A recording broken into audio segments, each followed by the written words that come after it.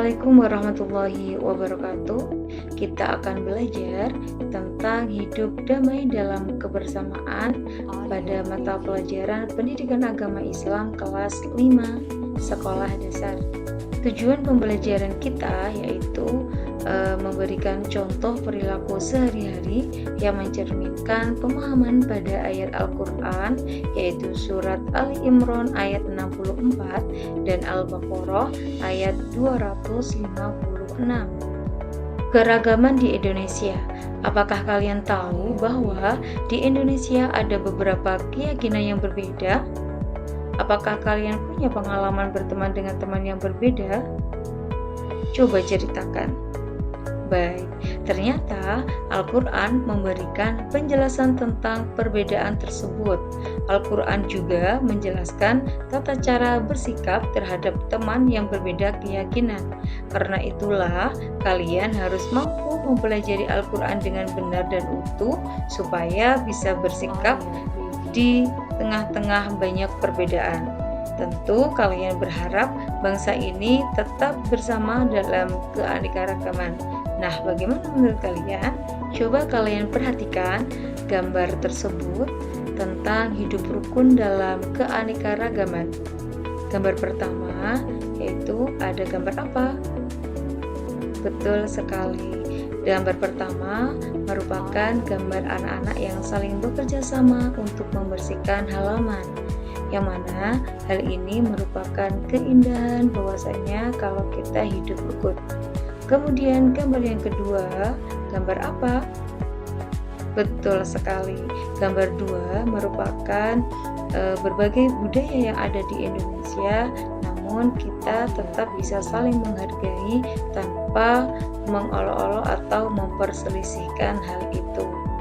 Membaca surat Ali Imran ayat 64. Nah, anak-anak, surat Ali Imran artinya keluarga Imran. Surat ini terdapat pada urutan ketiga di dalam Al-Quran dan sejumlah 200 ayat. Surat Ali Imran ini tergolong surat Madaniyah yang berisi tentang pesan pokok keimanan kepada Allah Subhanahu wa Ta'ala. Nah, anak-anak, mari kita membaca bersama surat Ali Imran ayat 64. Bismillahirrahmanirrahim. Qul ya ahlal kitab ta'alau ila kalimatin sawa'im bainana wa bainakum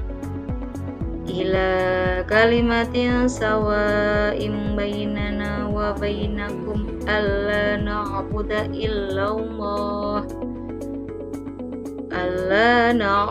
illallah wa la nusyrika bihi syai'an wa la yattakhidha ba'duna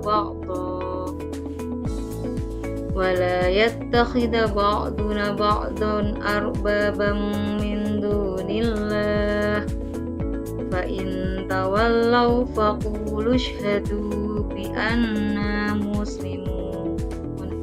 Membaca surah Al-Baqarah ayat 256. Surah Al-Baqarah artinya sapi betina. Surat ini terdapat pada urutan kedua setelah surah Al-Fatihah. Surat ini tergolong surat Madaniyah yang menjelaskan tentang pokok keimanan, bukti-bukti kebesaran Allah, sifat-sifat manusia, perintah dan larangan Allah, serta janji dan ancaman Allah Subhanahu wa Ta'ala. Nah, anak-anak, perhatikan bacaan surah Al-Baqarah ayat 256. Bismillahirrahmanirrahim. La ikraha fid din wa tabayyana ar-rusydu minal ghayy. Faman yakfur bil-taghuti wa yu'min billahi faqad istamsaka bil urwatil wuthqa lan fisama laha. Wallahu sami'un alim. Adapun pesan pokok surat Ali Imran ayat 64, yang pertama adalah persamaan atau kalimatun sawa. Perilaku santun itulah identitas seorang muslim. Dimanapun dan kapanpun perilaku santun harus diterapkan, termasuk dalam bergaul dengan orang yang berbeda keyakinan, maka sopan santun itu sangat utama. Agama Islam memerintahkan kepada hambanya untuk mengatasi masalah melalui dialog, diskusi, dan musyawarah untuk menghindari perpecahan.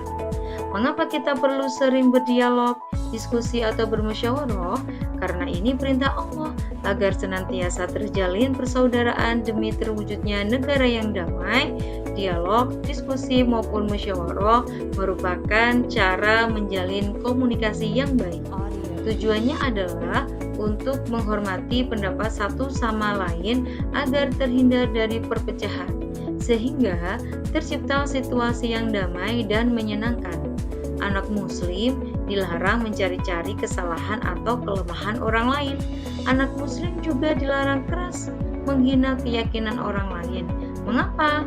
Karena perilaku ini dapat menyebabkan terjadinya perpecahan dan merusak agama diri sendiri.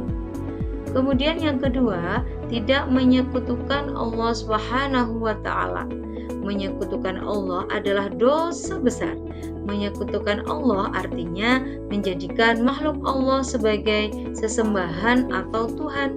Padahal setiap sholat kita selalu berjanji kepada Allah bahwa sholatku, hidupku, dan matiku hanya untuk Allah Subhanahu wa ta'ala. Kemudian pesan pokok surah Al-Baqarah ayat 256. Yang pertama, tidak memaksa keyakinan orang lain. Anak muslim mengakui bahwa Allah telah menciptakan manusia dalam keragaman. Pengakuan ini dibuktikan dengan sikap menerima atas perbedaan keyakinan. Inilah yang disebut dengan sikap toleransi, yaitu sikap terbuka, saling menghormati, saling menghargai terhadap perbedaan keyakinan. Mereka memiliki kitab, tempat ibadah, dan hari besar. Mereka berhak untuk beribadah dengan tenang dan nyaman sesuai dengan keyakinan yang dianut. Anak muslim tidak diperbolehkan menghina terhadap apa yang diyakini pemeluk agama lain.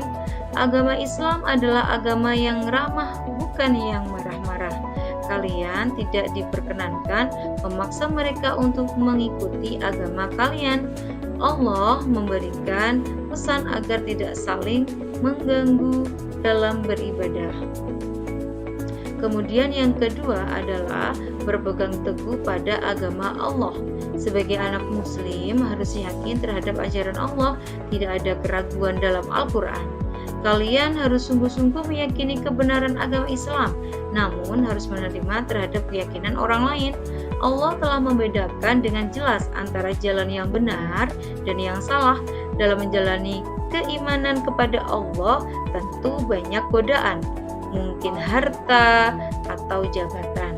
Jika kalian telah sukses dengan ilmu yang luas, harta yang cukup, dan kedudukan yang istimewa, tetaplah mencintai Allah di atas segalanya.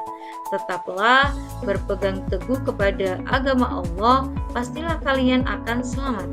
Dan terus menguatkan keimanan yang dibuktikan dengan meyakini dalam hati, diucapkan dengan lisan, dan diamalkan dalam perbuatan. Itulah iman yang hakiki, iman yang sebenarnya. Adapun sikap baik dari kedua ayat tersebut adalah yang pertama, menyadari bahwa setiap individu memiliki hak yang berbeda. Kedua, menghormati dan menghargai keyakinan orang lain. Ketiga, berdialog, berdiskusi, dan musyawarah untuk mencapai kesepakatan. Yang keempat, setuju dan bersikap terbuka tentang adanya perbedaan. Dan yang terakhir, kesadaran dan kejujuran. Nah, anak-anak, pesan moral apa yang kita dapat? Agama yang dicintai Allah dan Rasul-Nya adalah yang toleran. Alhamdulillah, kalian telah belajar dengan sungguh-sungguh. Banyak pengetahuan yang sudah kalian dapatkan. Menurut kalian, bagaimana belajar hari ini? Apa yang hendak kalian lakukan setelah menerima pembelajaran ini? Nah, silakan direnungkan dan ditulis. Selanjutnya, silakan anak-anak mengerjakan rubrik mengenal diri. Akhirnya materi hari ini telah usai. Saya ucapkan terima kasih. Wassalamualaikum warahmatullahi wabarakatuh.